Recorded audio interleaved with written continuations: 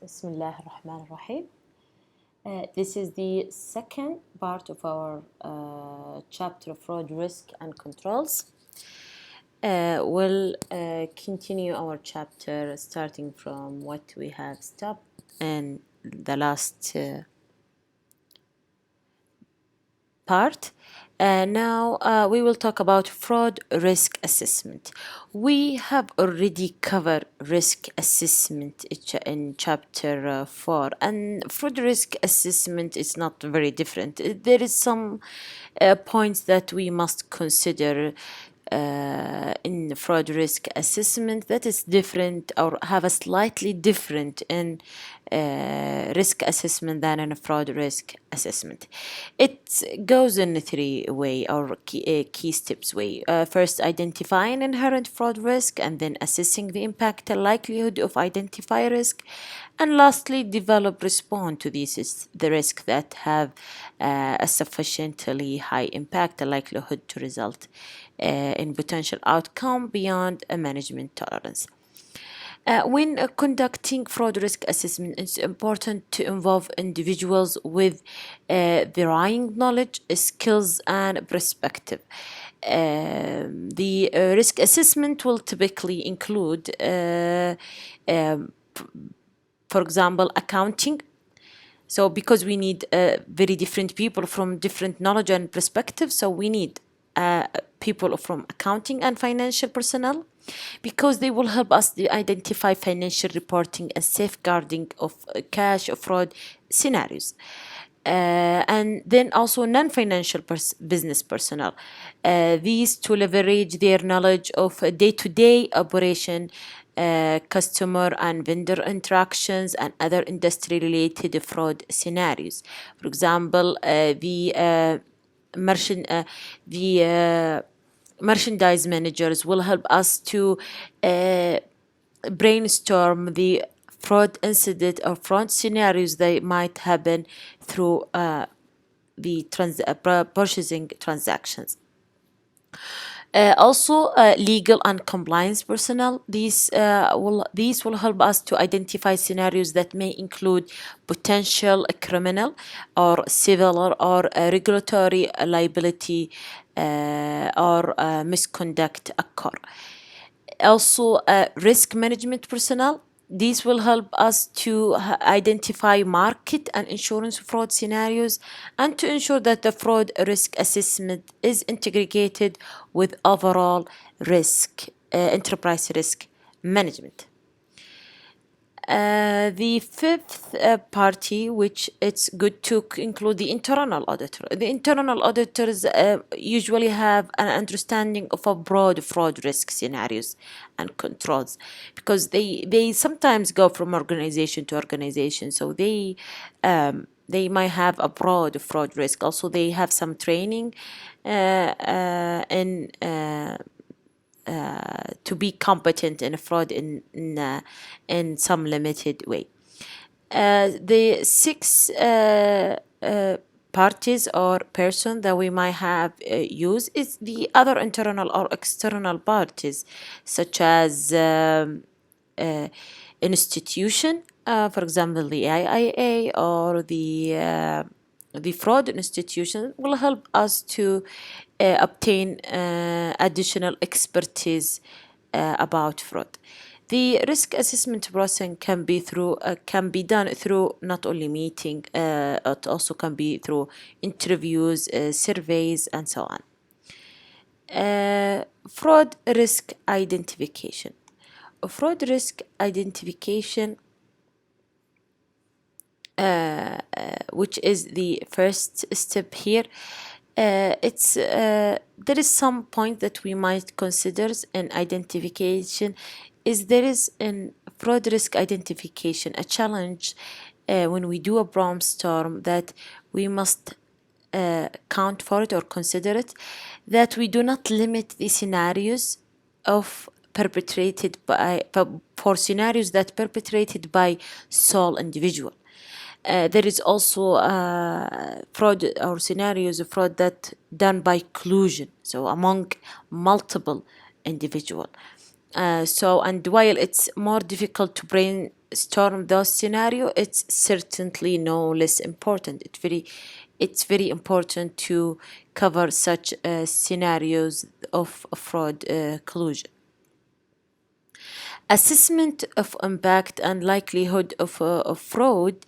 We When determine potential impact and likelihood of each fraud scenario, we need to consider that not the only the financial statement or the monetary impact. We need to consider the impact of legal impact, also the reputational impact, and also other operational impact that might happen, and also impact on people. For example, if we have a fraud of misleading the revenue, the number of revenue, we we will not only lose money that the revenue had been falsified, we might have a legal or criminal in the court, and then we will lose more money legally. Also, the reputation, the people who deal with our customers, our investors, our suppliers, we will lose these contract because of the fraud act. So usually it's not only money, the impact of fraud is sometimes it comes with legal and reputational, and sometimes we must fall for bankruptcy. So when we are doing risk assessment and trying to assess the impact of some fraud scenario, we need to consider the operational, the non-monetary impact that we might face. Also, when we consider the likelihood, usually the likelihood of trying to determine the likelihood of a fraud scenario is depending on the past experience the of the organization. Such as a previous incident of such a scenario within the organization or other organization in some industry also, or geographical location. However, estimation of likelihood is not an easy to make. There is also a possibility to have a fraud even if we doesn't have a history. Last point I want to mention when do risk assessment is when the organization choose its response to fraud risk. Usually, organization may establish zero tolerance to many of a fraud risk. Why that? Because when considering the potential impact on reputation or possible illegal liabilities, the organization will not accept any fraud. Such a level of this tolerance will influence and may limit its option regarding how it will respond to risk. But there may be some fraud risk outcomes that will be tolerable. So it's not always a zero tolerance risk, fraud risk. So we might have a little bit of flexibility when we reply to risk. This is the point when we assess and develop a response that it's a slightly different than the regular risk assessment process. Now we will talk about fraud prevention. Complete fraud prevention is not possible. As I said before, we will not have an absolute assurance. We have a reasonable assurance. In many cases, the cost of preventing certain fraud scenarios sometimes will exceed the benefit. There are different prevention techniques, several of which are we will discuss it here. However, the most important forms of prevention tolerance is organizational awareness, which we call the awareness program. The more awareness the organization has, the more it will be able to prevent a fraud. The fraud guide outlined some common elements that can play important role in preventing a fraud. First one, performing background investigation before hiring an employee, or even before we deal with an vendor or supplier. So this is very important. Also provide an anti-fraud training. The anti-fraud training, for example, if we hired an honest employee, the dishonest employee might commit a fraud by time. So we need to have an anti-fraud training that we train this honest employee to understand what a fraud is, and also what to understand what red flags, and how to report suspect fraud incident and the consequences of committing a fraud. Such a training should be mandatory and also provide periodic update. The third element is evaluating performance and compensation program. Some of an organization compensation and a performance program might encourage people to commit a fraud. So the organization, as a part of its fraud risk management program, need to evaluate the compensation or how they set their compensation. To ensure that the compensation they select, or the way they encourage people, or to reward people, must be carefully selected. That will not encourage a fraud. It will encourage only the right behavior, or reward the right behavior. The fourth element is conducting exit interview. What do we mean by conducting exit interview?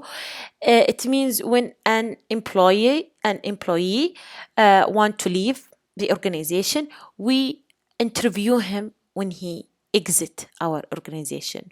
Why?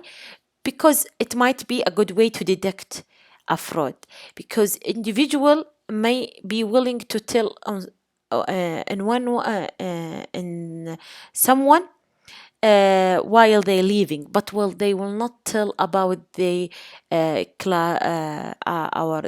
co-workers. So an exit interview is a good way of detecting a fraud. The fifth element is authority limited. Usually connect this with segregation of duties we talked about before. Authority limited is by establishing boundary of authority.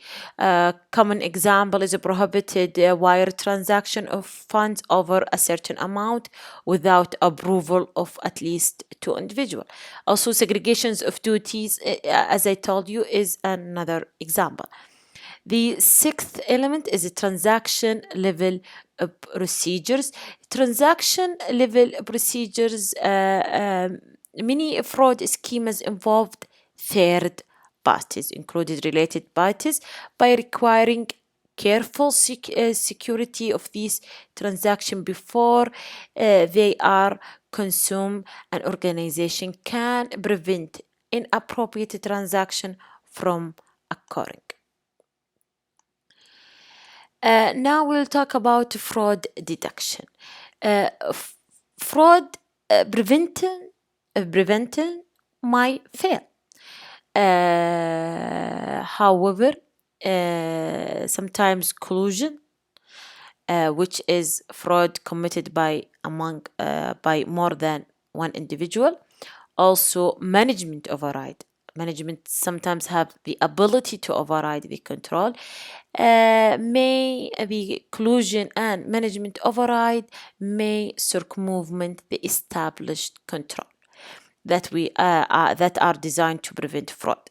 So, as a result, organization must have a burdened balance of a fraud detection control as well as the fraud preventing control. Fraud detecting techniques may be designed specifically to identify fraud, or they may be built into the system of internal controls and serve other purposes in addition to fraud detection. For example, preparation and reviews of bank reconciliation can serve many purposes, one of which is to identify unusual or suspect transaction. The fraud guide COSO provided outlines some several common detection method. The first method is whistleblower hotline.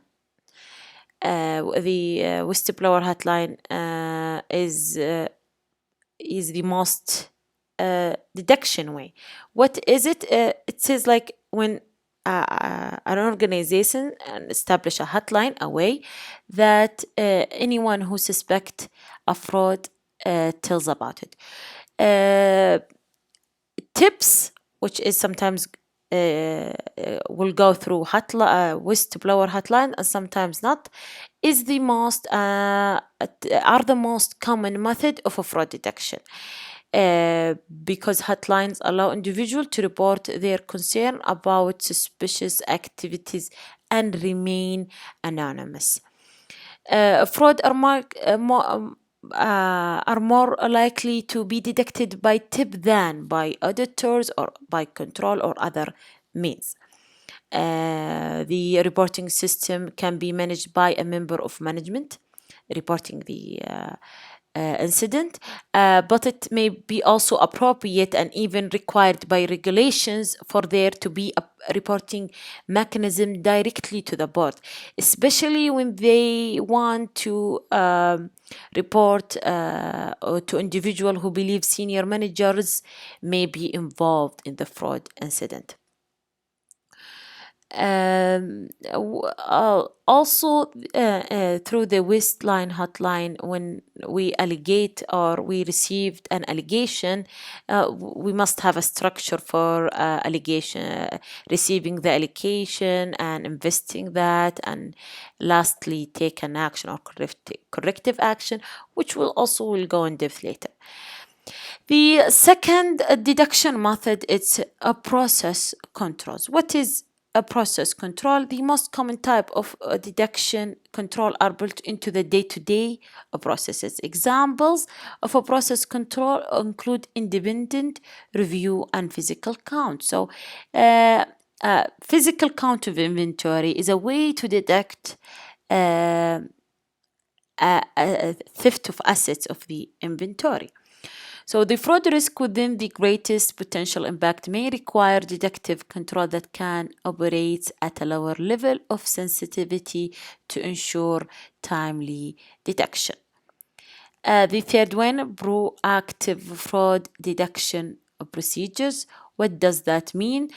It's some procedures like data analysis or continuous auditing, or even a software that search for certain words. These, for example, will help us to detect a fraud, or even sometimes, for example, the software that search for certain words or phrases in emails between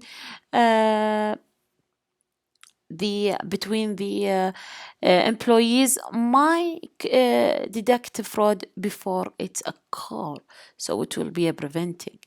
However, it counts as a deduction method for fraud. Now we will move to fraud investigation and corrective action. So when we received an allegation, or even through either a hotline or through, for example, an auditors or any other deduction way, we need to investigate or we need to have a structure system of receiving the allegation, to evaluating it, and then establishing the protocols, and lastly, determine the appropriate action. So, when we receive an allegation, we might receive it in a different manner. The process of receiving it must be flexible enough to handle the many different type of allegation, but also must be structured enough to ensure all key steps are appropriately executed and documented. So it's better to be formal process.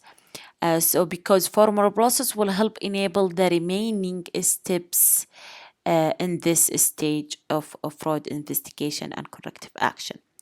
The second step is evaluate the allegation. So we will receive a lot of allegation. However, not all allegation of a fraud prove to be acts of a fraud. It's necessary to evaluate information received and make many decisions that can be critical to effectiveness of the process. Then the third step, establish investigation protocol. We need to establish formal investigation protocol that are approved by management, and the board will ensure an investigation achieve its objective. Lastly, determining the appropriate action.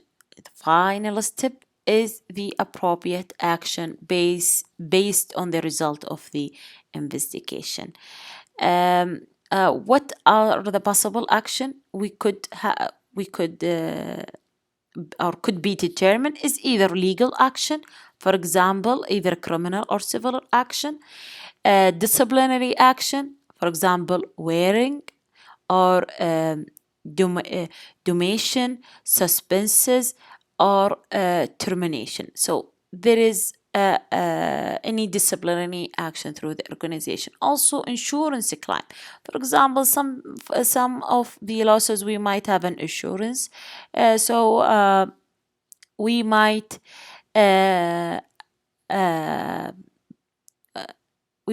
provide or get our insurance claim. Also, possible action could be taken is resign or reinforcement of a process and control. We might have been inadequately designed. We might through this fraud incident, we might cover that our control is weak, so we need to redesign it and reinforce a process or a control. Regardless of the choice the organization take, the choice must be swift and fair. Why? Because other in the organization are watching. Other in the organization are watching to see how perpetrators are dealt with. While the unlimited action may not be made public, employee must sense the action were fair under the circumstances, and management will treat other perpetrators in the same manner. This is a part of what reinforce the tone at the top. It's a critical element in a fraud risk management program, because we have said earlier that action talks more than words. So this is what this action what organization take, regardless the fraud incident, it will speak up more than the procedures they write on or the emails they send. Lastly, we will cover the implication for internal auditors and other. There is 4 standards of the IPPF standards that covers some aspects of a fraud. It should be evident that internal auditors play a key role in a fraud risk management. So these standards provide a specific guidance. For example, these standards says internal auditors must have sufficient knowledge to evaluate the risk of a fraud and the manner in which it's managed by the organization. But but are not expected to have the expertise of a person whose primary responsibility is detecting and investigating fraud. Standard number 1220 A2 says internal auditors must must exercise due professional care by considering the probability of significant error, of fraud, or non-compliance. Also, the standard number 2060 says that the chief audit executive must report periodically to senior management and the board on a fraud risk. So it's some of the reporting requirements, especially if we are providing an assurance services. So we must report on fraud risk. The standard 2120A2 says that internal audit function must evaluate the potential for the occurrence of a fraud and how the organization manage a fraud risk. There is another implication of the fraud risk, of fraud on others. It's that there is a fraud specialist. The fraud specialist is we call them CFE, Certified Fraud Examiner. The certified fraud examiner is the most common specialist that engage in and specialize in conducting forensic accounting investigation. Why the internal audit function may not have the experience and skills to perform all the role needed to combat fraud. So as a result, it's common that the chief audit executive to seek help of a fraud specialist to complement the skills of those in the function. There are numerous advantages of using fraud specialists in addition to the independency they bring the job. So, for example, if an internal auditor suspect a fraud, he might call or get the help of the certified fraud examiner. This help will bring to the job or to the function more independency and also the more experience in conducting forensic accounting. Lastly, we want to cover how internal auditors communicate the fraud audit outcomes. Internal auditors should identify the criteria, condition, and cause and effect to summarize their finding from fraud investigation.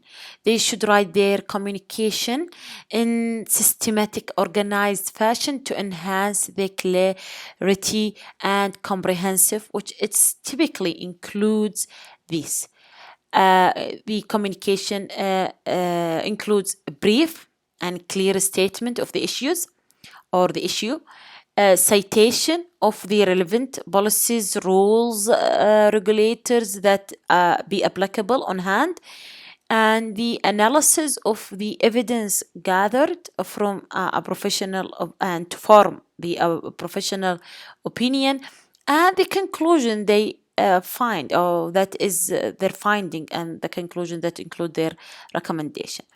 However, the communication issued by internal auditors should contain facts only, and every effort must be made to avoid personal opinion. So the internal auditors must communicate again only facts. He or she must avoid personal opinion or any kind of bias or guessing that could potentially enter the analysis. In any case, the internal auditor should never seek to fix capability. What does that mean? That means that should not point the blame on any of the employee. Why? Because determining capability and affixing blame are functions of the court, and that is an outside of the internal audit scope or internal audit responsibility. The internal auditor should merely state the evidence gathered that appears to support the conclusion that a fraud might have been perpetrated. So, the internal auditors should not confirm that fraud is occurred.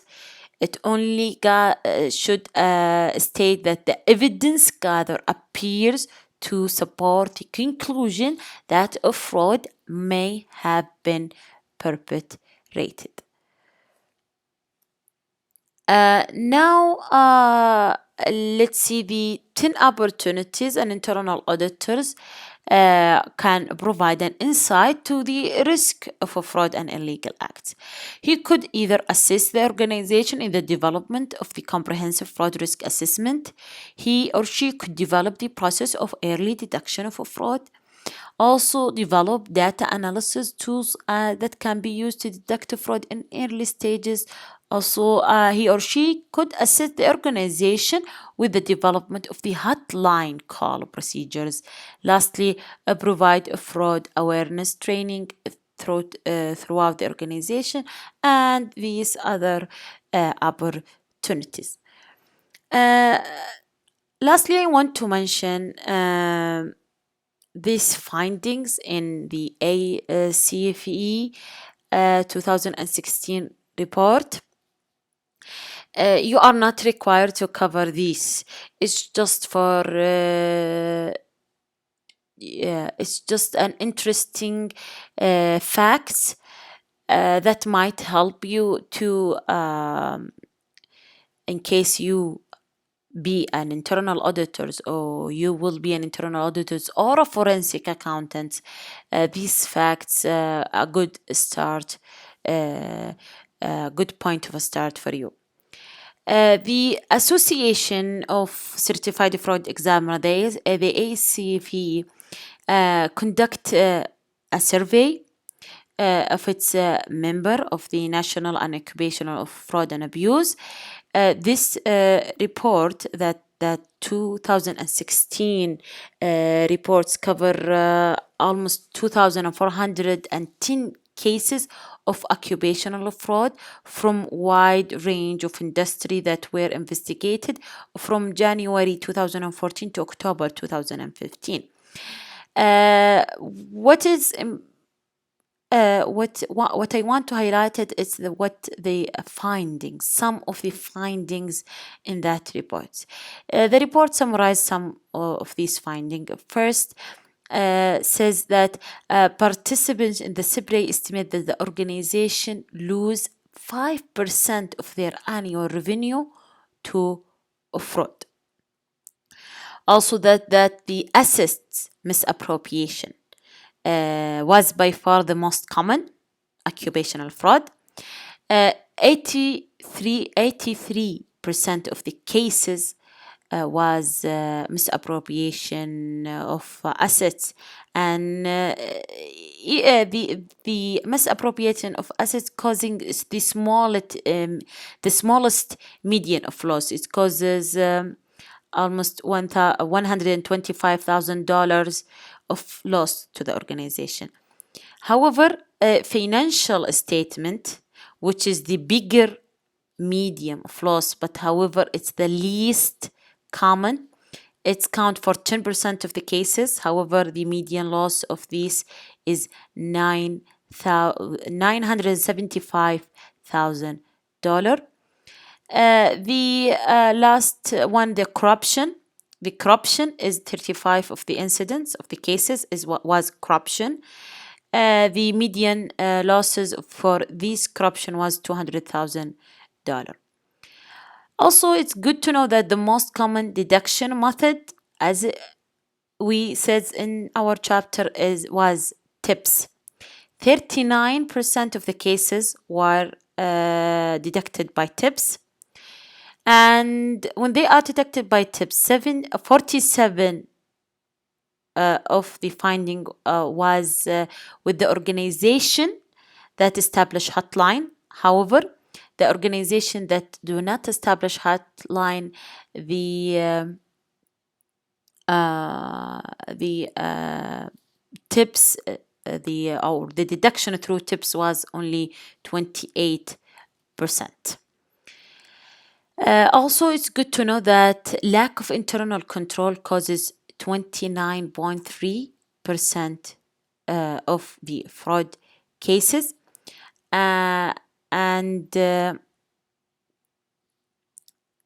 which was cited and followed by the override existing internal control. So lack of internal controls was a count of 29.3 of the cases. However, the override of existing internal control is more than 20%, which tells you that we will ever have an absolute assurance because of the override of existing internal control. Also, which is, I think, makes sense, the perpetrator level of authority was strongly correlated with the size of the fraud. For example, if the fraudulent is on the level of senior management, the organization will suffer a big loss. For example, the median of the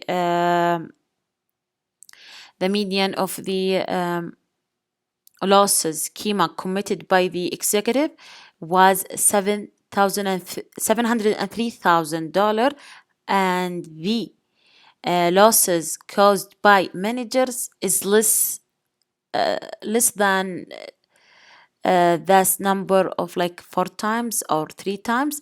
It's only 173,000. So here's senior management, and here's if it's a manager, and there is the incident of a fraud incident committed by an employee, which is $65,000. So the perpetrator level of the authority was strongly correlated with the size of the fraud. An interesting fact that 3/4 were committed by individual working in 7 departments: in accounting department, operation, sales, executive and upper management, customer services, purchasing, and finance. This count for 87% of the cases. It also says that the more individuals involved in occupational fraud schemas, the higher the losses tended to be. What that mean? Like, for example, if a fraud committed by an individual, the organization will suffer a big loss if it was compared if it was committed by 2 person. So 2 person, the organization will have more loss than if it was committed by 1 individual. So the more individual, the more losses or the higher losses are. Also, the red flags. Fraud perpetrated tend to display behavior wearing signs when they were engaged in such crime. Most common red flags were living beyond means, also financial difficulties, unusual close association with a vendor or customer, excessive control issue, also a general wheeler-dealer attitude involving unscrupulous behavior, and recent divorce or family problems. These are red flags. What does the finding says? That at least one of these red flags was exhibited exhibited during the fraud in 78.9% of the cases. These are some of the findings. The key point is to reinforce here that no organization is immune to fraud. It can occur in both large or small organization and any country or industry. As long as there are human beings that are involved in the organization, the risk of a fraud is a real risk. Now, I hope you enjoy this chapter. Good luck and see you inshallah in the chapter 9 video. Bye bye.